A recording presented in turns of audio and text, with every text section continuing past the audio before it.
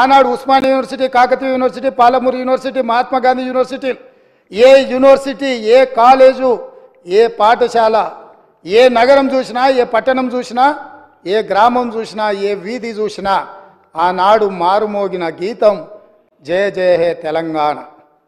ఈ గానం అందశ్రీ అనే ఒక కవి తెలంగాణ ప్రజలకు అందించి గుండెల నిండా ఊపిరి పీల్చుకొని లక్షలాది మంది తెలంగాణ ఉద్యమకారులు, నిరుద్యోగ యువకులు, విద్యార్థులు తెలంగాణ ఉద్యమంలో ముందు భాగాన నిలబడి పోరాటం చేసి ఆనాటి పాలకుల యొక్క దాష్టికానికి నేల కొరిగినా కూడా జయ జయ హే తెలంగాణ నినాదంతో ఈ తెలంగాణ రాష్ట్రాన్ని సాధించినరు. ఈ రాష్ట్రాన్ని సాధించిన జయ జయ హే తెలంగాణ గీతం ఈ తెలంగాణ రాష్ట్రీయ గీతంగా మారుతుంది అని చెప్పి 4 కోట్ల తెలంగాణ ప్రజలు భావించిండ్రు, ఆశించిండ్రు, ఆకాంక్షించిండ్రు.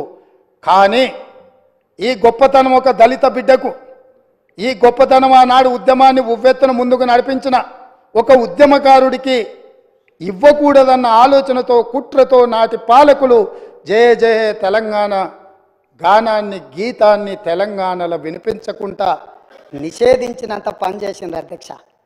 అందుకే ఈరోజు ఆ ఉద్యమ స్ఫూర్తితో ఉద్యమాలను గౌరవించే పార్టీగా, ప్రజల పోరాటాలను గుర్తించి, ప్రజల యొక్క ఆకాంక్షలను మన్నించి, ప్రజల యొక్క ఆలోచనలకే అనుకూలంగా పరిపాలన అందించిన పార్టీగా జయ హే జయ హే తెలంగాణ గీతాన్ని రాష్ట్రీయ గీతంగా ఆమోదించినాం. కనీసం దాన్నైనా, కనీసం ఆనాడు ఉద్యమం, ఆనాడు రాష్ట్ర సాధనలో గత 9.5 సంవత్సరాలు వాళ్ళు అనుభవించిన అధికారానికి పునాదులు వేసిన ఈ గీతాన్ని రాష్ట్రీయ గీతంగా మేము ఆమోదిస్తే అభినందిస్తారేమో, అభినందించకపోయినా ఆహ్వానిస్తారేమో అని చెప్పి 4 కోట్ల తెలంగాణ ప్రజలు ఎదురు చూస్తే నిరాశనే మిగిలింది అధ్యక్ష. మేమేమన్నా అతిగా ఏమైనా ఆలోచన చేస్తున్నామా, అతిగా ఏమైనా ఆశిస్తున్నామా, లేకపోతే ఏమైనా అడగకూడని ఆశించింది ఏమైనా మేము ఆలోచన చేస్తున్నామా నాకైతే అర్థం కాలేదు అధ్యక్ష. మీరైనా మాకేమైనా మా ఆలోచనలో తప్పు ఉంటే మాకు సూచన చేయండి.